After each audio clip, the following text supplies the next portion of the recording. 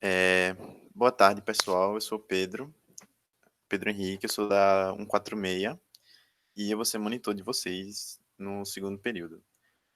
A gente vai começar falando da anatomia do sistema respiratório e vocês vão dar continuidade na quinta-feira também.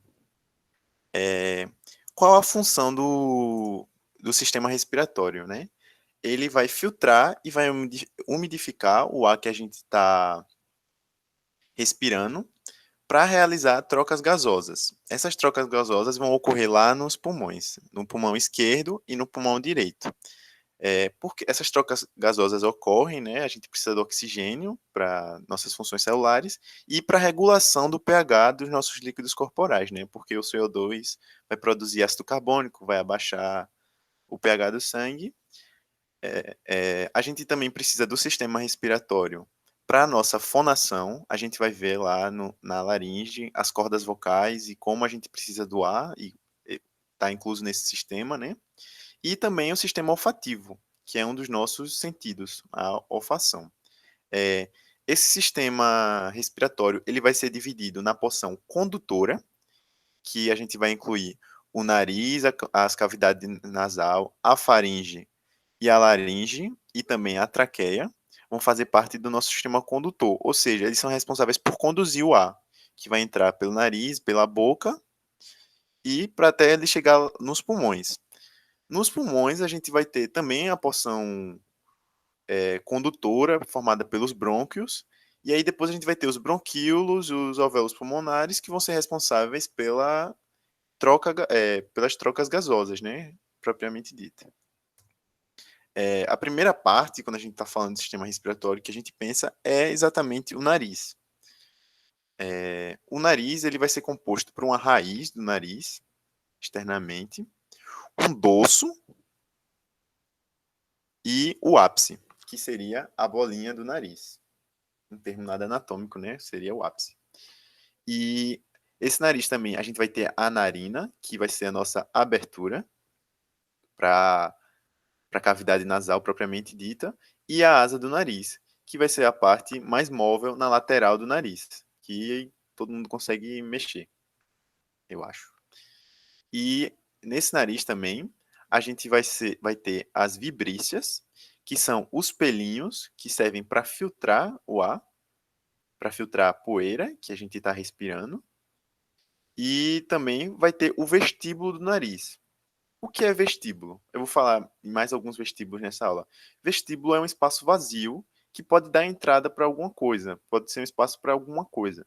Então, no vestíbulo do nariz, vai limitar, a gente vai ter o limiar do nariz, que vai separar a porção mucosa, que vai ter lá na cavidade nasal, para a nossa pele, que está aqui mais externamente, certo?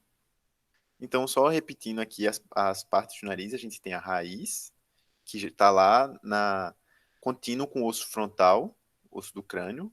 Aí a gente vai ter o osso nasal e a gente vai ter a raiz aqui. O dorso, que é todo o corpo. O ápice, a pontinha do nariz. E a asa do nariz, a parte lateral mais móvel, certo? Como é que a gente vai limitar o que é nariz e o que não é? Lá na base do crânio, a gente tem a abertura piriforme. Essa abertura que a gente está vendo um crânio, uma visão frontal do crânio, sem nada, né? Só o esqueleto. A gente vai ter a abertura piriforme, que é essa abertura aqui, que vai limitar até onde é o nariz. E isso posteriormente, o limite posterior. Anteriormente, o limite vai ser as narinas, certo? E como a gente pode ver aqui com os pelinhos, com as vibrícias. A gente vai ter alguns sulcos nesse nariz, eu trouxe os mais importantes. O suco nasopalpebral. E quando a gente fala de suco nasopalpebral, a gente está falando por conta do nariz e a gente vai lembrar da pálpebra, né, do olho. Então, o suco nasopalpebral, o suco nasogeniano, e aí quando a gente fala de geniano, a gente lembra de bochecha. Então, o suco nasogeniano. E a gente vai ter também o suco nasolabial, que é o suco aqui. Que para quem não sabe, lábio é tudo isso. Não é só essa porçãozinha de mucosa. Então, o suco que vai separar o lábio do nariz. Então, suco nasopalpebral, suco nasogeniano e o suco nasolabial. Então, os 3 sucos do nariz. E aí, o que é que a gente vai ter formando esse nariz? Ou seja, o nariz ele é um tecido, não é tão duro, né? A gente tem uma porção mole mais anteriormente, que ele é composto por cartilagens, por um tecido cartilaginoso.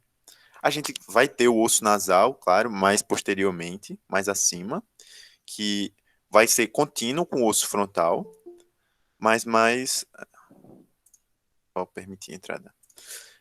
Mas mais anteriormente, a gente vai ter as cartilagens do nariz. Quais são essas cartilagens? A gente tem as cartilagens laterais, que são as maiores, que vão estar lateralmente ao septo do nariz. Esse septo, que inclusive a gente tem a cartilagem do septo do nariz, vai servir aqui, essa cartilagem aqui, vai servir para dividir o nariz em esquerdo e direito, certo? Um septo dividindo lá no meio. Então, no meio a gente tem a cartilagem do septo do nariz e a gente vai ter uma cartilagem lateral, tanto a cartilagem lateral esquerda como a cartilagem lateral direita. Mais inferiormente, a gente vai ter as cartilagens alares, né?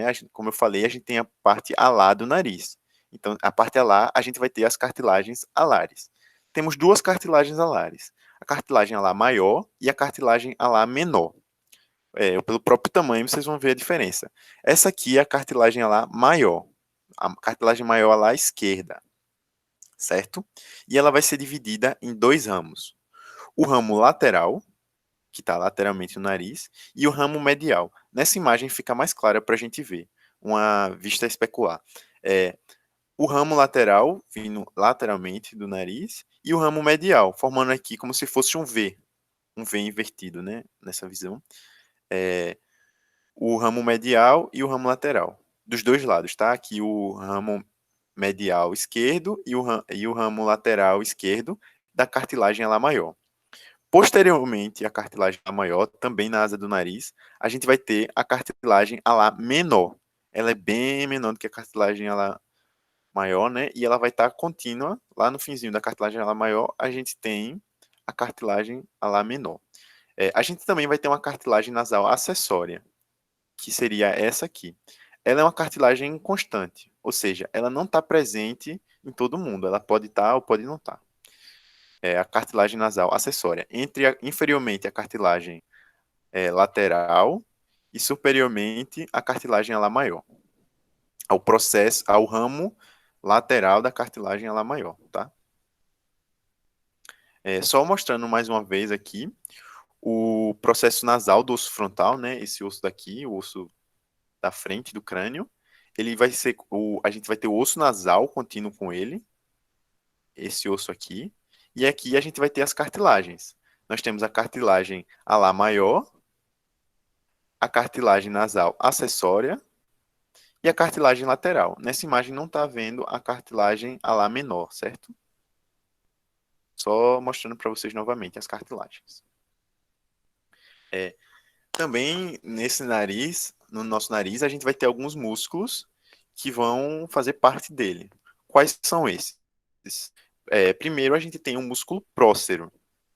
É um dos músculos da expressão facial. É esse aqui. Não sei se vocês estão dando bem para ver na câmera, mostrar aqui na imagem. O músculo prócero. A gente consegue levantar ele, a gente sente o nariz subindo, certo? Músculo prócero. A gente também vai ter o músculo depressor do septo nasal. Nessa imagem aqui, a gente está vendo melhor. Ele fica logo abaixo do septo nasal, logo abaixo das narinas, e ele tem a função de, como o próprio nome do músculo já diz a função dele, né? Deprimir o septo nasal, trazer para baixo. Então, você abaixa, vai trazer tudo para baixo. Nessa imagem está mais claro. Fica aqui, ó, embaixo do nariz. A gente também vai ter o músculo levantador do lábio superior e da asa do nariz. Esse músculo aqui. Então, quando a gente quer levantar o lábio superior, a gente involuntariamente também acaba levantando o músculo, a gente acaba levantando, perdão, a asa do nariz também. Seria o músculo levantador do lábio superior e da asa do nariz. Esse músculo aqui. dos dois lados, tá certo? E a gente também vai ter o músculo nasal, a parte alar e a parte transversa. Parte transversa é uma coisa transversal, né? Então a gente vai ter aqui nessa imagem, tá mais fácil de ver, a parte transversal do músculo nasal. Vai estar passando mais em cima.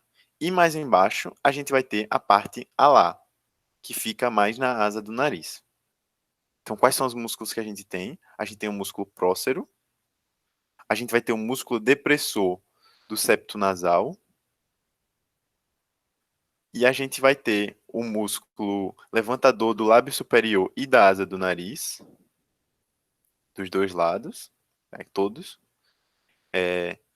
E a gente também tem o músculo nasal, a parte transversa, que é a que a gente está vendo nessa imagem, e a parte alar a gente só consegue ver aqui, que seria mais embaixo, lá perto da asa do nariz, tá certo? Agora a gente vai entrar na cavidade ou as fossas nasais propriamente dita, certo? A gente estava falando da parte externa, que é o nariz. E agora a gente vai falar da parte interna, que são as cavidades nasais. Essas cavidades elas vão ser limitadas, né? É importante a gente limitar logo pelas narinas anteriormente. Então, depois das narinas, a gente lembra do limiar nasal, a gente vai ter a cavidade nasal. E ela vai se seguir até os coânos. Vocês tiveram aula de sistema digestório e vocês lembram de faringe, certo? Então, a cavidade nasal ela vai até os coânos e posteriormente a gente já tem a parte nasal da faringe. Então, ela está limitada aqui atrás pelos coânos. Superiormente, a gente vai limitar ela pelo osso frontonasal. A gente vai ter o osso aqui nasal, o osso frontal. A gente tem o osso etimoide, que ele vai ser importante a gente vai ver já já, e o osso esfenoide. Posteriormente, a gente tem o processo, inferiormente a gente tem o processo palatino da maxila e a gente tem a lâmina horizontal do osso palatino. Vão estar limitando inferiormente. Lateralmente, a gente vai ter os limites de um monte de ossos que a gente vai ver já já, da parte da maxila, enfim, de outros ossos. Qual a função dessas cavidades nasais? Também a olfação, a gente vai ver que é principalmente aí principalmente não, é aí onde vai ocorrer a olfação, o nosso sentido de olfação. Elas apresentam as conchas nasais e os meatos nasais. As conchas, a gente vai ter três conchas nasais: a concha nasal superior, concha nasal média e concha nasal inferior. O que são essas conchas? A gente tá aqui, ó, concha nasal superior, concha nasal média, tudo isso aqui, e a concha nasal inferior. Embaixo de cada concha dessas, a gente vai ter um meato nasal. O que são esses meatos? São passagens. São como se fossem caminhos.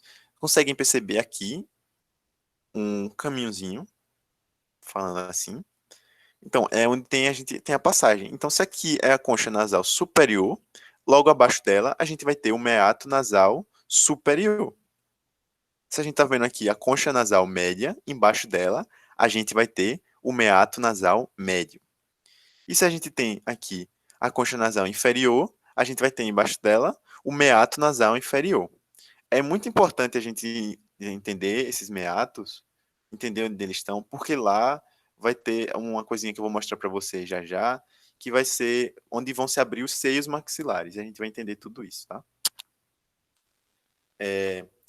Como eu tinha falado, tem uma função de ser uma via condutora de ar, vai também realizar a filtração pelos pelinhos do nariz, né, as vibríceas, e ele vai aquecer e umidificar o ar, que também vai pegar as bactérias e os poluentes. Também a gente vai ter nessa região a secreção de muco, né, o muco nasal. A gente está vendo aqui de baixo, a gente vai conseguir ver a concha nasal média e a concha nasal inferior, que eu tinha mostrado aqui para vocês, a concha nasal média e a concha nasal inferior. A gente não consegue ver aqui a concha nasal superior, certo? Que estaria mais em cima. E lembrando, embaixo da concha nasal média, a gente vai ter o meato nasal médio. Embaixo da concha nasal inferior, a gente vai ter o meato nasal inferior. Por que é importante a gente lembrar de todos os meatos?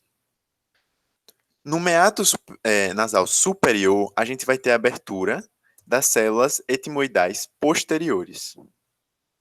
As células etimoidais, elas fazem parte dos seios, né? A gente vai ver, vai falar de todos os seios para vocês, e é muito importante lembrar isso, é questão de prova. Por exemplo, pode perguntar, o que é que se abre no meato nasal superior? Tem que lembrar que é a abertura das células etimoidais posteriores. No meato nasal médio, o que é que a gente vai, o que é que vai se abrir nesse meato nasal médio? A gente tem que lembrar, lembra das estações de rádio AM e FM, certo? Então, no meato nasal médio, a gente vai ter a abertura do AM e FM. O que são AM e FM? É só uma forma de vocês lembrarem. A gente vai ter a abertura das células etimoidais anteriores e médias, AM, e a abertura do seio frontal e do seio maxilar. Então, meato nasal médio tem a abertura dessas células etimoidais anteriores e médias e a abertura do seio frontal e do seio maxilar. A gente vai ver mais na frente o que são os seios e o que são essas células, certo? No meato nasal inferior, a gente vai ter a abertura do conducto lacrimonasal ou nasolacrimal, como queiram chamar, que é por onde passam as lágrimas. E no recesso esfenoetimoidal, a gente vai ter a abertura do seio esfenoidal, certo? Então, no recesso esfenoetimoidal, a gente vai ter a abertura do seio esfenoidal. Lembraram? Se não, a gente vai ver isso mais na frente. Mas é muito importante vocês lembrarem isso. Aqueles ossos que eu tinha falado para vocês, né, que a gente vai ter na parede lateral, a gente vai ter o osso frontal aqui, contínuo com o osso nasal. Aí você vai ver que vai deixar de ser a parte dura do nariz para virar a parte mais mole, né, que são as cartilagens. A gente tem o processo lateral e a gente vai ter a cartilagem alar maior, cartilagem nasal acessória, cartilagem alar menor. Esse osso aqui é o osso da maxila. Então vai ter vários processos que vão fazer parte desse osso que vão estar aqui na cavidade nasal, né, que vai limitar a cavidade nasal. A gente também tem o osso lacrimal, o osso etimoide, o osso esfenoide e o osso palatino, que seria esse aqui, certo? O que é que vai inervar?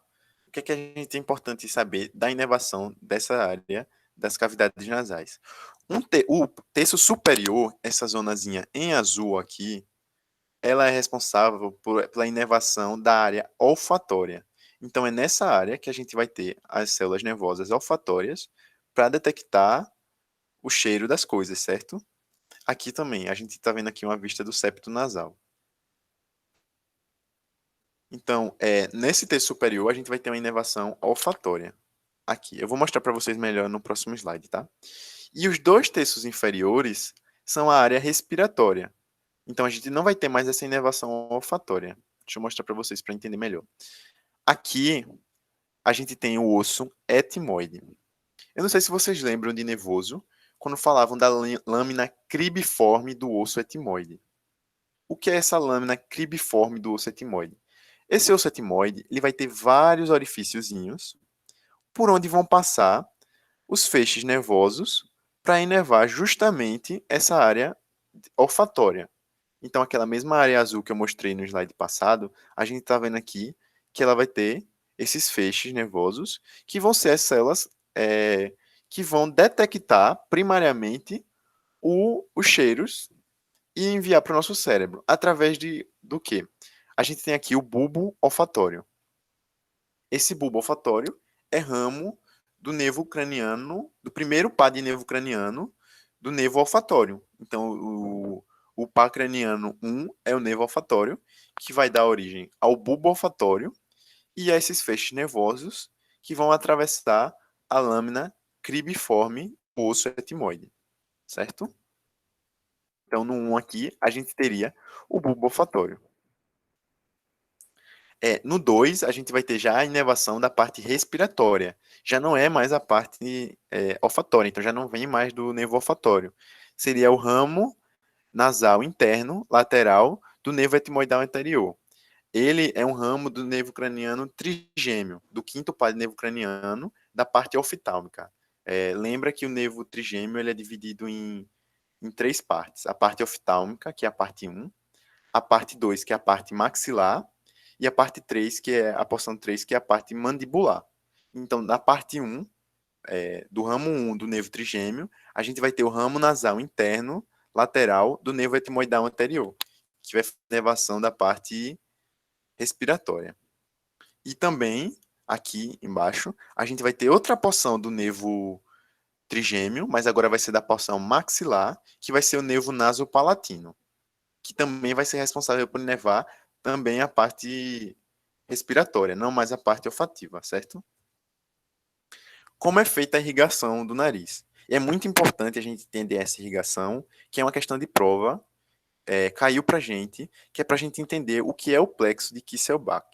Kisselbach, não sei falar, perdão. É um plexo anastomótico arterioso. Lembra do polígono de Willis que a gente tem lá no cérebro, irrigando todo o cérebro que a gente entende? Pronto. O plexo de Kisselbach é assim também, e a gente tem um no nariz. Então é muito comum você ter algum tipo de sangramento no nariz, você bateu a cara em algum lugar, você brigou, levou um soco, enfim, é muito comum acontecer esses sangramentos, ou até mesmo se você tem hipertensão, ou se você um ar muito frio e seco vai causar esse sangramento. Então é muito importante a gente entender essa irrigação dessa área. Lembrando lá que a gente tem a artéria carótida, que ela é um ramo da artéria aorta, diretamente da artéria aorta. Do lado direito a gente tem o tronco bracocefálico. Acho que vocês lembram do sistema cardiovascular, né? A gente tem a aorta e dela vai sair ramos diretamente dela mesmo, que um desses ramos é a artéria carótida. A artéria carótida vai se dividir em artéria carótida externa e artéria carótida interna. Vamos começar pela artéria carótida externa. Ela vai emitir diversos ramos, certo? Mas o que é que a gente precisa lembrar aqui?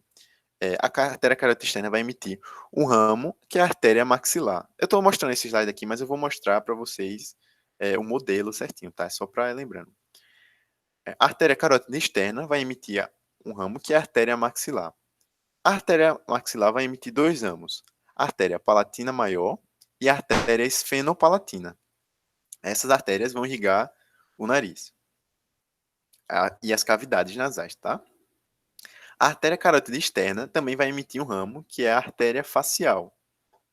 Essa artéria facial vai emitir um ramo, que é a artéria labial superior.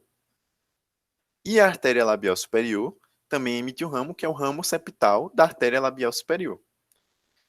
E o que é importante a gente lembrar, esses 3 ramos aqui vão fazer parte do plexo de Kisselbach. Eles formam o plexo, ou seja, a artéria palatina maior, a artéria esfenopalatina e a artéria labial superior são as artérias que vão formar o plexo anastomósico arterioso de Kisselbach. Lembrem disso.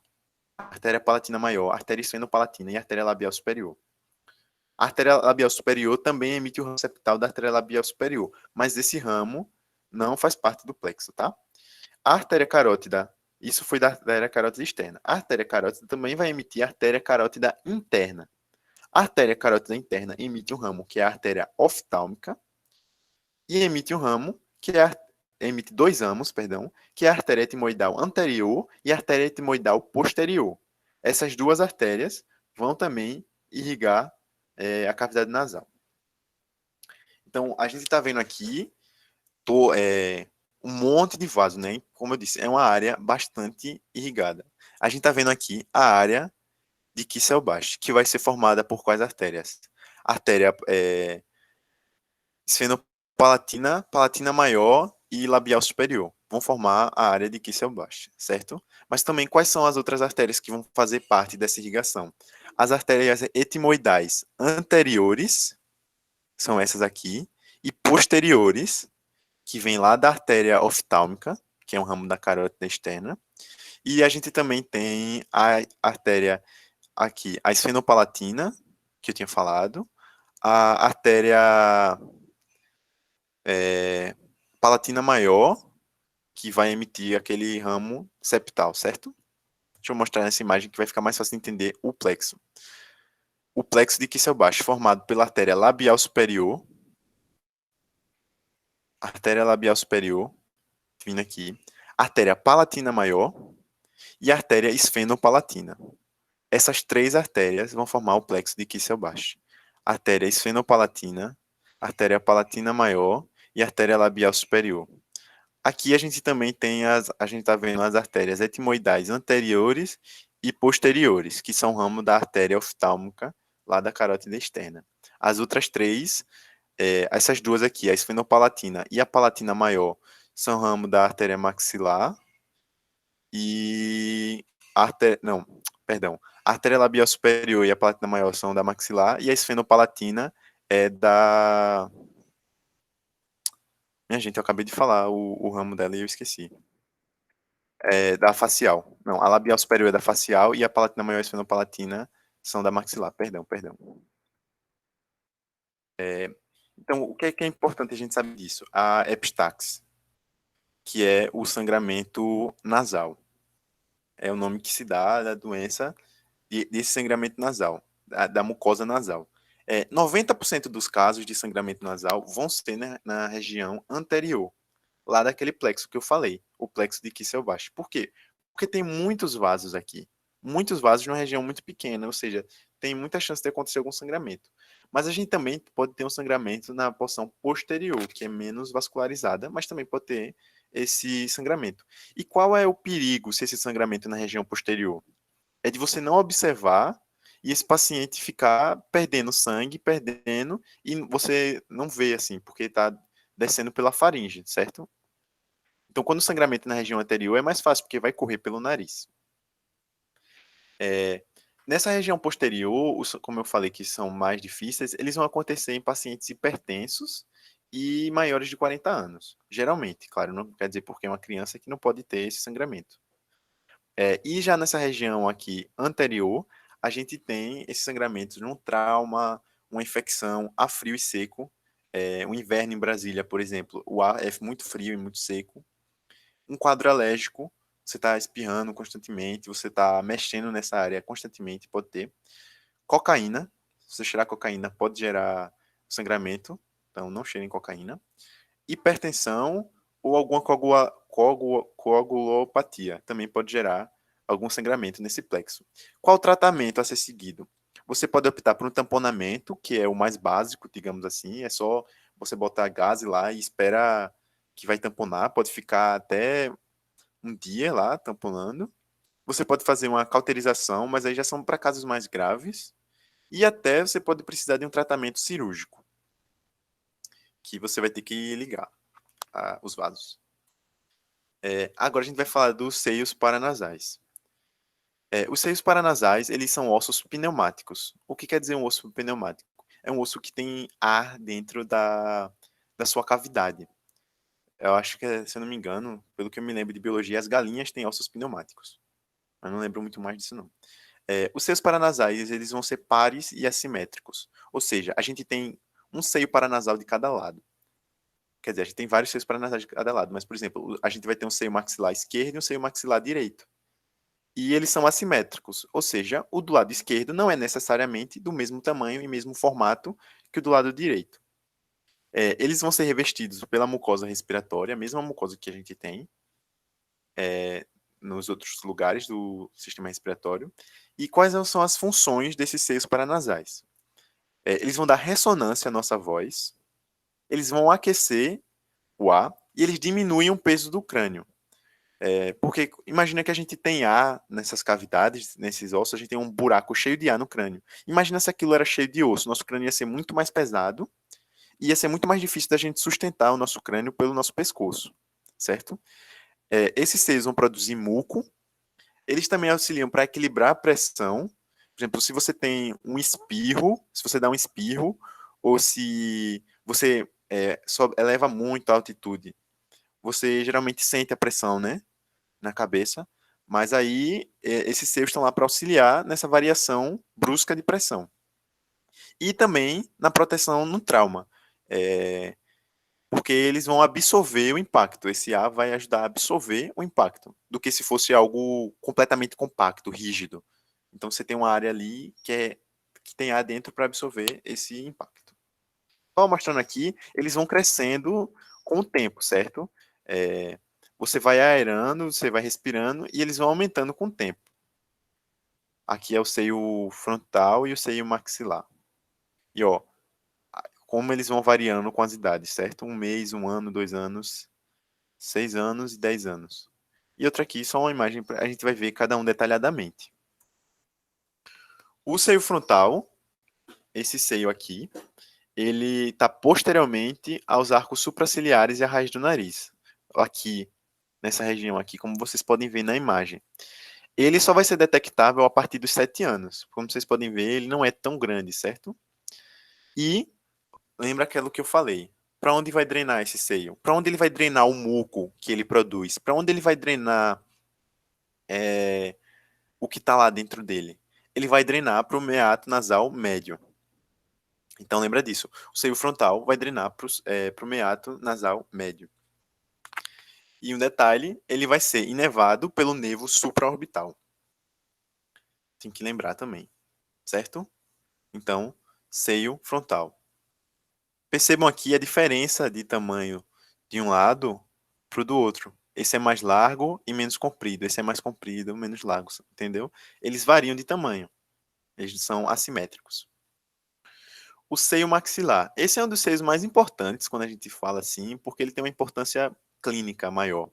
Ele é o maior dos seios, o seio maxilar, e ele possui fontículos maxilares. O que são esses fontículos? Eles têm pequenos orifíciozinhos, pequenas aberturazinhas lá no osso. Tem pequenos orifíciozinhos. Eles vão drenar, e qual é a importância deles? Eles drenam contra a gravidade para o meato nasal médio. Então, se a gente pensar que a gente tem aqui o seio frontal, ele está drenando a favor da gravidade para o meato nasal médio. Mas o seio maxilar não. Ele tem que drenar contra a gravidade até chegar no meato nasal médio. Ou seja, a possibilidade de você acumular o muco ali torna-se muito maior. E por isso a importância clínica dele. E a gente vai ver como avaliar isso, a gente vai falar um pouco. Tá? Ele é inervado pelos nervos alveolares superior, anterior, superiores, anterior, o médio e o posterior. Superior, anterior, superior, médio, superior, posterior, certo? E eles vão ter uma abertura no hiato semilunar. Eu acho que tem um slide que a gente vai ver o hiato semilunar. A gente também tem as células etimoidais. A gente tem 3 células etimoidais. A anterior, média e posterior. E aí que tem a diferença. As células etimoidais anterior e média, que são o AM lá que a gente viu, elas vão drenar para o meato nasal médio. Já as células etimoidais posteriores vão drenar para o meato nasal superior. Lembrando disso, a gente falou lá no começo. Então, as células etimoidais anterior e média, que formam o AM lá que eu falei do meato nasal médio, vão drenar lá para as células etimoidais anterior e média vão drenar para o meato nasal médio. E as células etimoidais posteriores vão drenar para o meato nasal superior. Essas células elas vão ser inervadas pelo ramo etimoidal anterior e posterior do nervo nasociliar. Então, as células etimoidais são inervadas pelo ramo etimoidal anterior e posterior do nervo nasociliar. Fica mais fácil da gente lembrar. E a gente vai ter os seios esfenoidais. O seio esfenoidal, eles vão ser separados desigualmente por um septo ósseo. Então, a gente está vendo aqui um septo ósseo, que vai dividir o seio esfenoidal esquerdo e direito, sendo que a gente pode ver que ele não é de forma igual, entendeu? A gente vai ter um maior que o outro. Lembra que esses seios são sempre assimétricos. São células que vão invaginar do osso esfenoide lá quando o bebê tem 2 anos, mais ou menos. E eles vão ser inervados pelo nervo etimoidal posterior. Também é ramo do nervo nasociliar. Lembra disso. E vão drenar para o recesso esfenoetimoidal. Então, o seio esfenoidal vai drenar para onde? Para o recesso esfenoetimoidal. Até é bom lembrar aqui, são ossos, são cavidades, ossos pneumáticos, cheios de ar dentro, certo? E o que é uma sinusite? Muita gente fala sinusite. Eu estou com sinusite.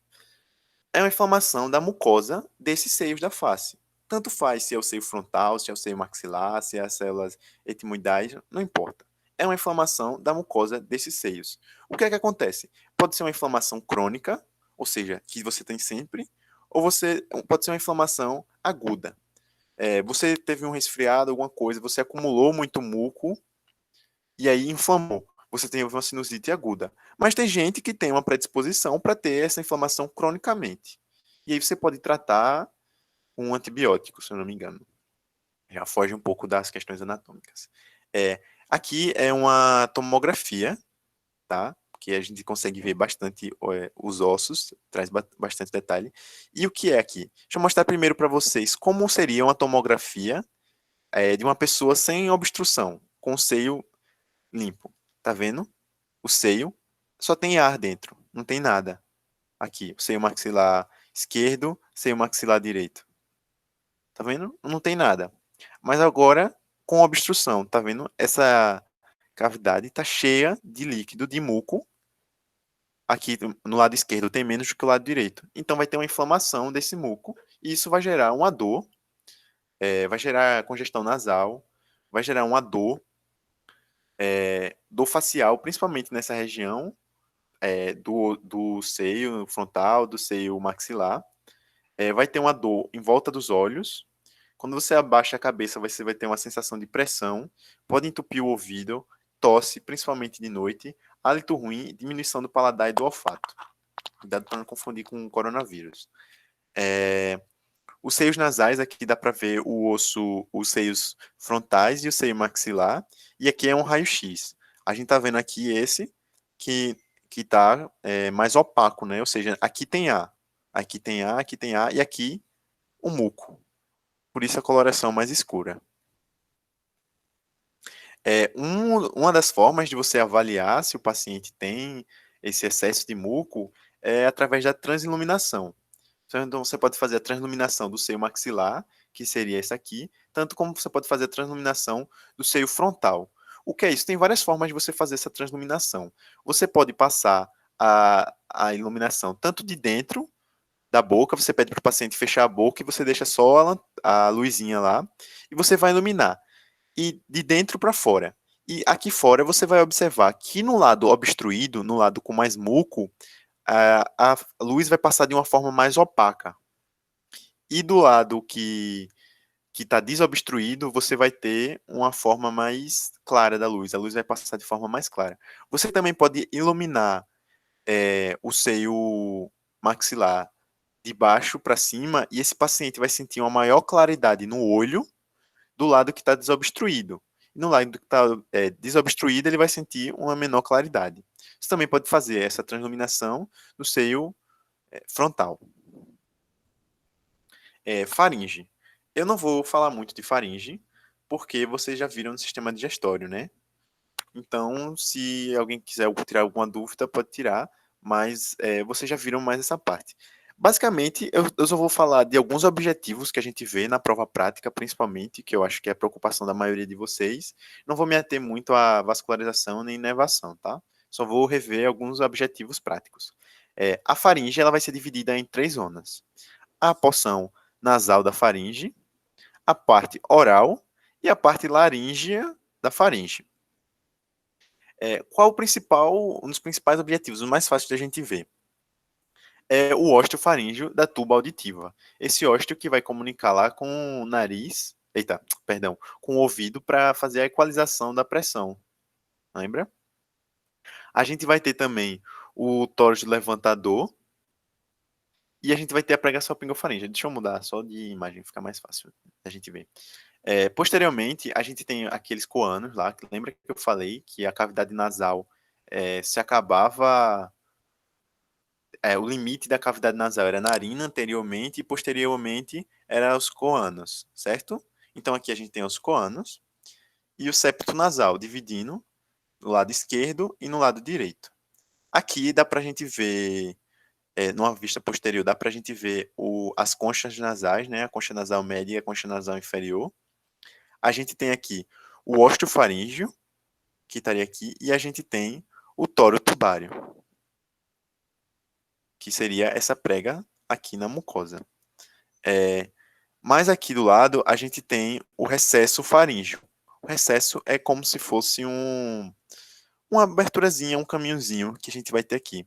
recesso faríngeo. Dá para ver também nas peças práticas.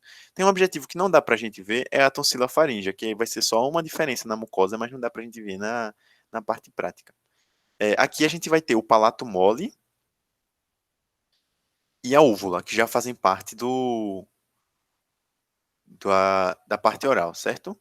Na parte oral tem coisas mais fáceis de a gente ver, que é a gente vai ter os arcos, o arco palato-faríngeo, que é o que a gente está vendo aqui. Esse arco aqui, arco palato-faríngeo. E a gente vai ter a parte laríngea da faringe, que vai ser a porção mais inferior. A gente vai ter a epiglote, que faz parte da laringe, a gente vai falar bastante dela. E a gente vai falar desses objetivos aqui da laringe mais na frente, tá? Só lembrando aqui do...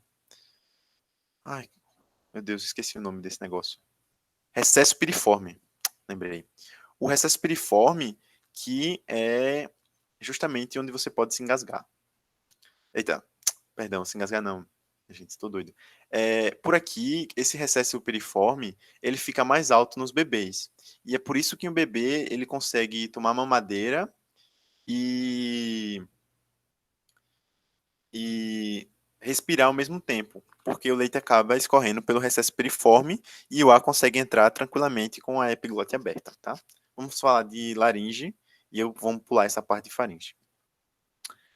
A laringe, ela é suspensa pelo ossioide, é aquele osso que a gente tem no pescoço, um osso que não é articulado com nenhum outro osso, e ela está inserida na traqueia, ou seja, ela vai do ossioide até a traqueia. Aqui a gente tem a traqueia.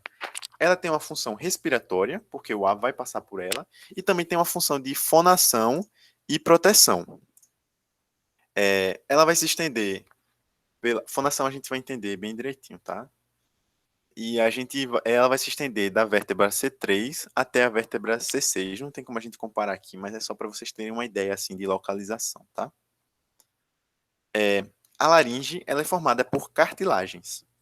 Então, a gente tem aqui o ossioide, e a gente vai ter a formação da faringe por cartilagens e por ligamentos. A epiglote, eu acho que é a cartilagem mais lembrada por todo mundo, a epiglote, que o que é que ela faz? Quando a gente está comendo, ela fecha e o alimento desce para o esôfago. Quando a gente está respirando, ela fica aberta e o ar inspirado vai para a traqueia e para os pulmões. Formado principalmente pela cartilagem tireoide, é a maior cartilagem aqui, como vocês podem ver. A cartilagem tireoide dá para a gente sentir ela. No próximo slide eu vou mostrar para vocês, mas dá para sentir. Lembra que a cartilagem tireoide não tem uma relação assim com a glândula tireoide. Por que tíreo? Porque tíreo quer dizer escudo. Então as duas têm um formato semelhante, mas a tireoide está mais inferior à cartilagem tireoide, tá? A glândula está mais embaixo do que a cartilagem. É só porque elas têm um formato parecido. Essa cartilagem ela vai ter um corno maior e um corno menor, que a gente vai ver mais na frente. E a gente vai ter a cartilagem cricoide, também é um dos componentes da laringe. A gente tem a cartilagem aritenoide, que está principalmente ligada com a nossa fonação, e tem a cartilagem corniculada. A cartilagem corniculada lembra de corno e lembra de chifre. Lembra que ela parece um chifrezinho em cima da cartilagem aritenoide. Então lembra lá, a gente tem a epiglote, a gente tem a cartilagem tireoide, a gente tem a cartilagem cricoide, a gente tem a cartilagem aritenoide e a gente tem a cartilagem corniculada. A gente vai ter alguns ligamentos. E aí, como lembrar? O ligamento ele vai dizer basicamente a você de onde ele liga e o que ele liga. O ligamento ioepiglótico ele vai ligar o osso ióide à epiglote. A gente tem a membrana tireoideia. Essa membrana que vai do ocioide até a cartilagem tireoide. Então, membrana tireoideia, tireoide, ocioide. E ela está em toda, essa membrana está revestindo tudo aqui, todo esse espaço entre o ocioide e a cartilagem tireoide. E ela tem esse foramezinho, que é por onde vai passar os vasos e os nervos, que a gente vai falar mais na frente, que vão irrigar e inervar essa laringe, tá? A gente tem um ligamento vocal, que a gente vai ver, que é responsável pela fonação. E a gente tem um ligamento cricotireoide, que Em cima da tireoide, a gente está ligando ela aqui com o ocioide pelo ligamento tireoióide, e embaixo a gente tem o ligamento cricotireoide. Então, uma visão frontal e uma visão posterior, para a gente ver melhor essas cartilagens. Então, sabe quando alguém fala de pomo de Adão? É justamente a proeminência laríngea. A proeminência laríngea é a proeminência da cartilagem tireoide que fica aqui logo no comecinho do pescoço.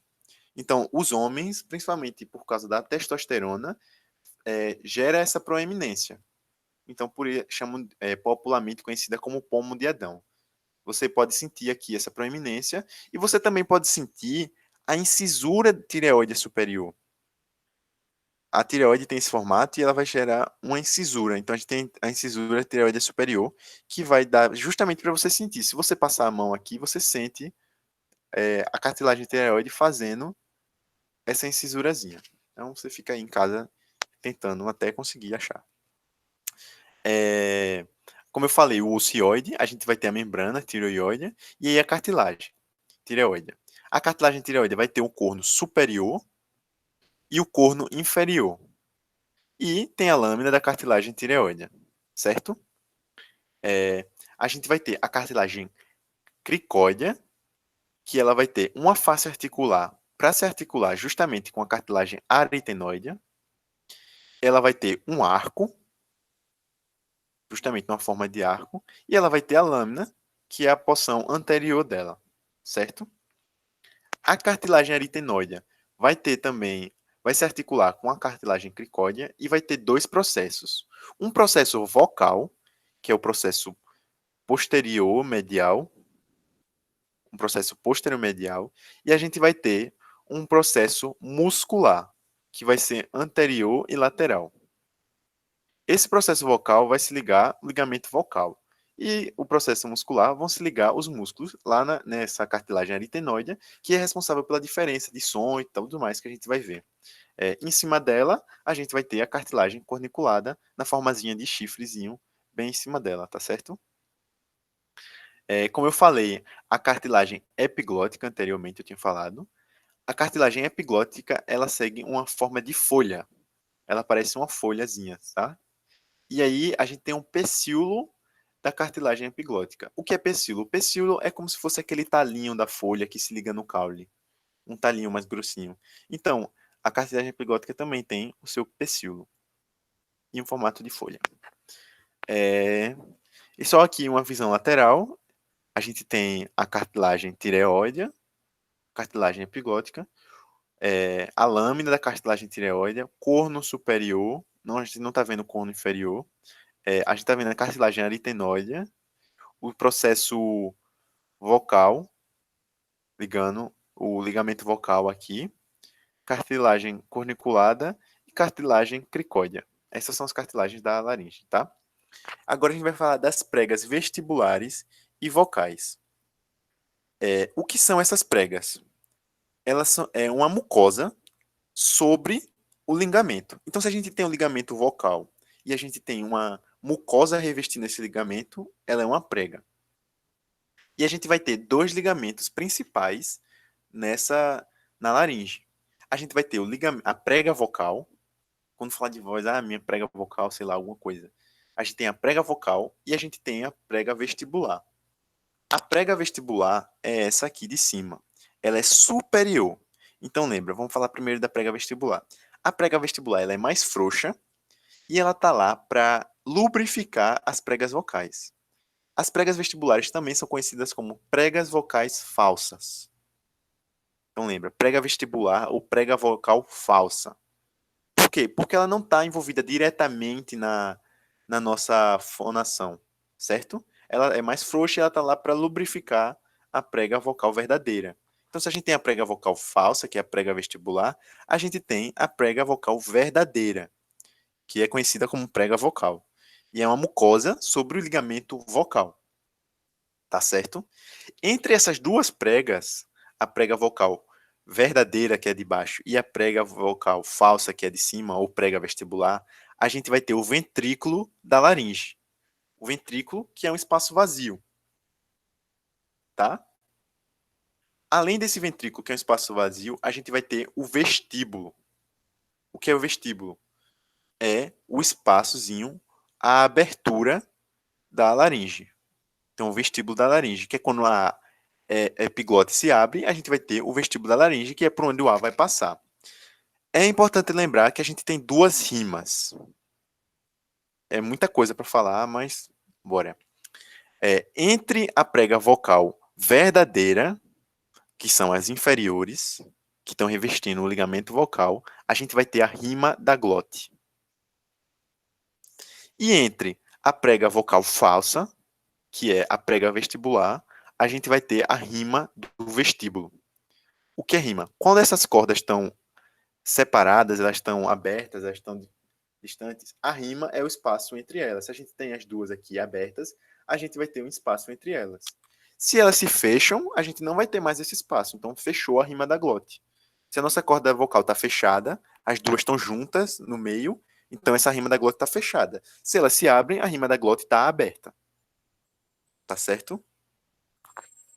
A gente também vai ter a prega ariepiglótica, que vai da cartilagem aritenoide até a epiglote, fazendo toda essa prega aqui em volta da epiglote.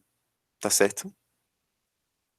E aí a gente vai ter dois tubérculos contínuos com essa prega ariepiglótica. A gente vai ter o tubérculo cuneiforme, que vai ter uma pequena cartilagenzinha chamada cartilagem cuneiforme, e o tubérculo corniculado, que vai ser revestindo aquela cartilagem corniculada que está em cima da cartilagem aritenoide, tá certo? Então, só lembrando, a gente tem a prega vocal e a prega vestibular, que também é conhecida como prega vocal falsa. Entre a prega vocal falsa, a gente vai ter a rima do vestíbulo, entre a prega vocal verdadeira, a gente vai ter a rima da glote. Mais uma vez aqui, mostrando para vocês a diferença entre ligamento e a prega. Ó, embaixo a gente tem o ligamento vocal, sem a mucosa. Quando ele está revestido pela mucosa, ele forma a prega. Então, prega vocal. Se embaixo a gente tem as pregas vocais e em cima a gente tem as pregas vestibulares, entre elas a gente tem o quê? A gente tem o ventrículo da laringe, que seria esse espaço entre as duas pregas. Tá certo? A gente está vendo aqui a epiglote, a prega ariepiglótica, e é isso, tá? A laringe tem vários músculos. E a gente divide esses músculos em músculos extrínsecos e músculos intrínsecos. Os músculos extrínsecos da laringe movem a laringe como um todo. Ou seja, vai levantar a laringe ou descer a laringe. Quando a gente está engolindo, a gente eleva. Quando a gente está... depois a gente abaixa. Enfim, tem vários movimentos que esses músculos extrínsecos vão realizar com a laringe.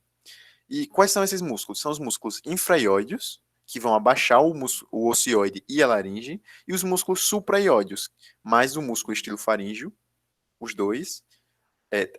Na verdade, os dois não, né? Que os músculos supraiódeos são vários. Mais o músculo estilofaríngeo vão elevar o ocioide e a laringe. Quais são os músculos supraiódeos? A gente vai ter o músculo miloiódeo, que está aqui, esse vermelhinho, que está aqui, ó, ligado no ocioide. Então tem um relacionamento, porque lembra que entre o ocioide e a cartilagem tireoide, a gente tem aquela membrana tireoide, né? Então, quando você está levantando o ocioide, está levantando, consequentemente, toda a laringe. A gente tem um músculo miloioide, que é esse vermelho. Esse músculo aqui é o digástrico. A gente também tem um músculo estiloioide, que é esse amarelinho. E o músculo gênio-ióide. Então, esses quatro são os músculos supraioides, que vão elevar o ocioide e a faringe. E a gente também, como eu tinha falado, o músculo estilofaríngeo, que é esse aqui, esse verdinho. Não faz parte dos músculos supraioides, tá? É outro músculo separado. E a gente tem os músculos infraiódeos. Quais são esses? O músculo externo tireoide. Por quê? Porque ele vai lá para o externo. Então, externo-tireoide. O músculo externo-ióide, que é esse aqui.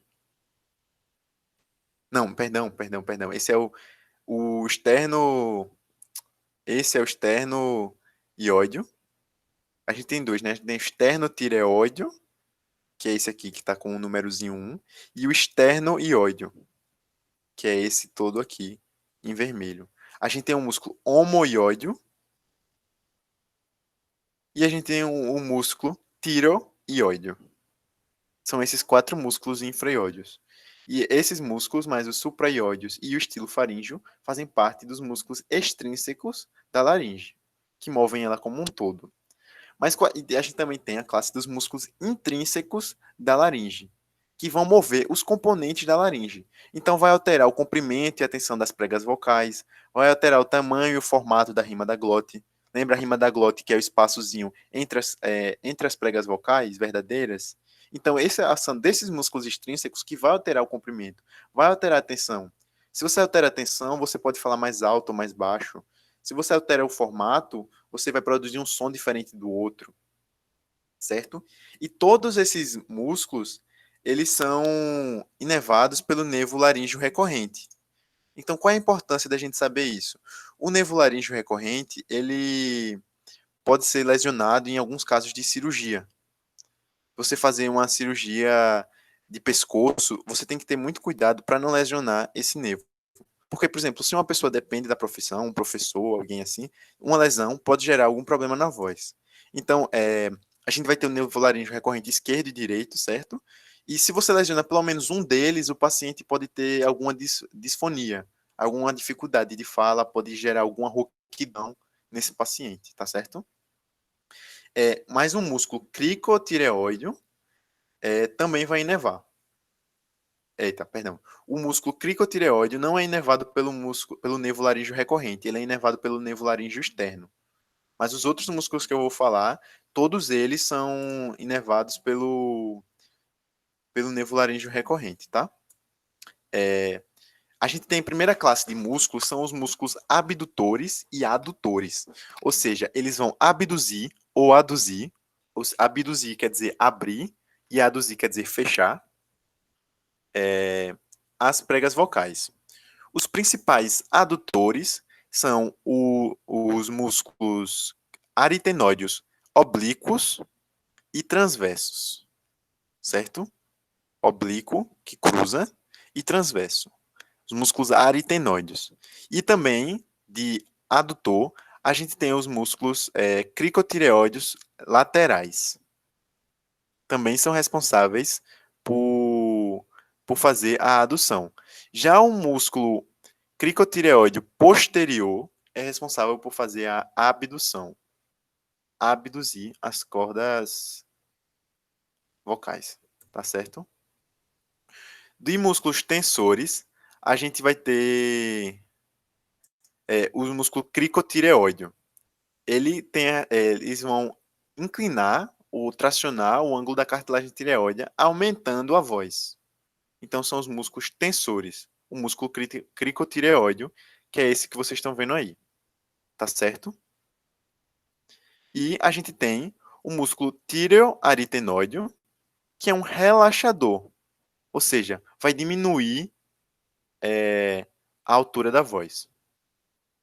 Fazendo o oposto do músculo tensor. Tá certo?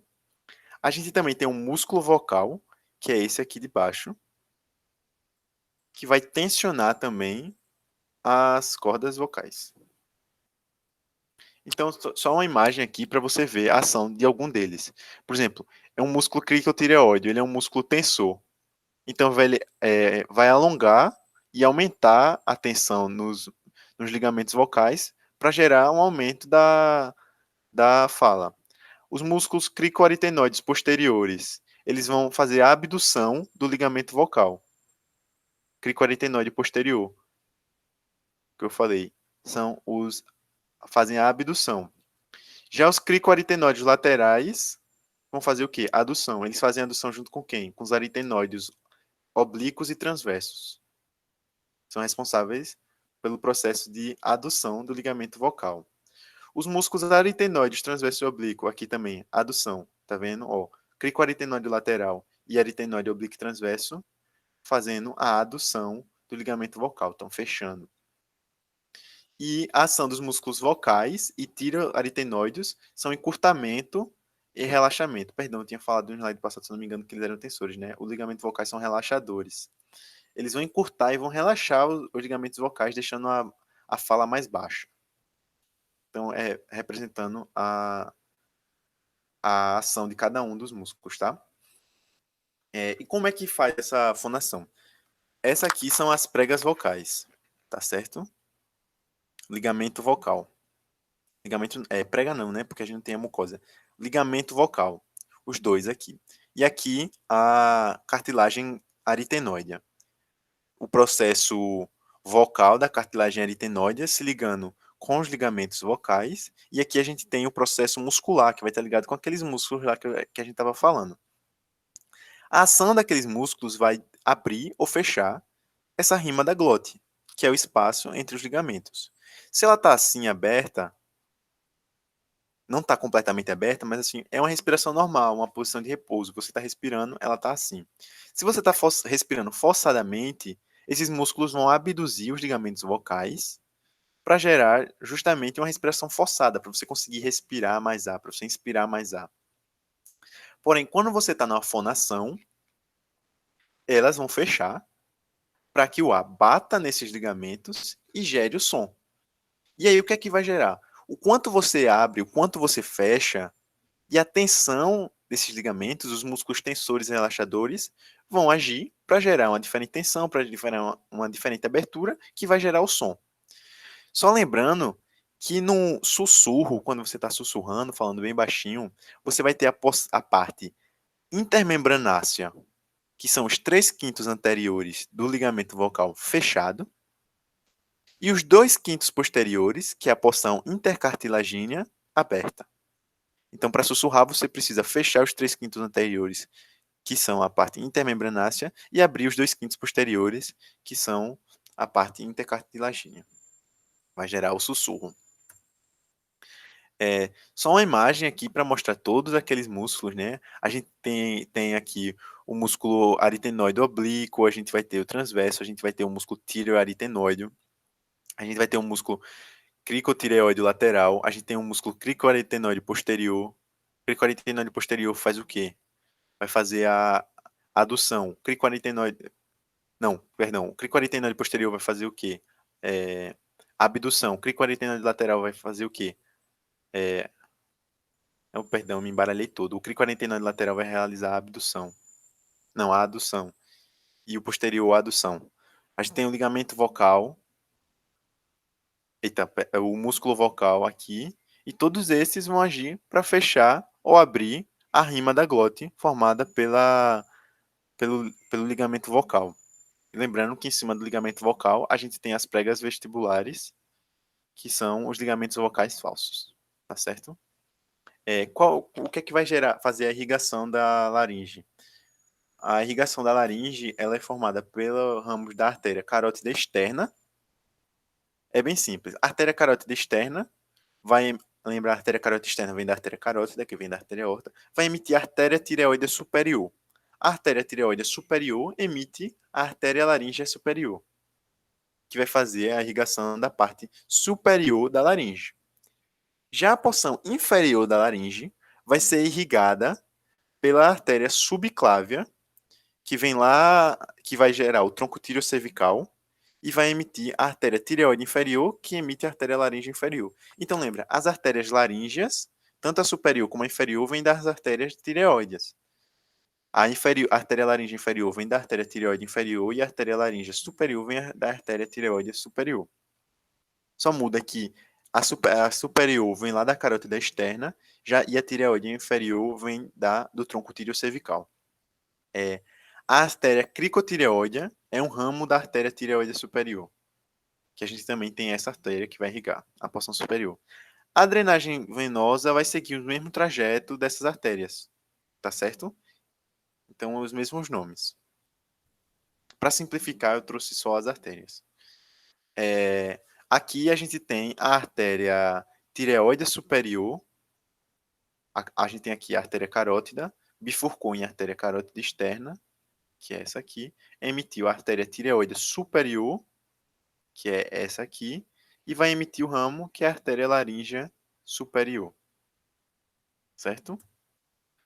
Aqui a gente vai ter a artéria tireoide inferior saindo do tronco tireocervical, a gente tem a artéria subclávia, emitindo o tronco tireocervical, vai emitir a artéria tireoide inferior, que vai emitir um ramo, que é a artéria laríngea inferior. Tá certo?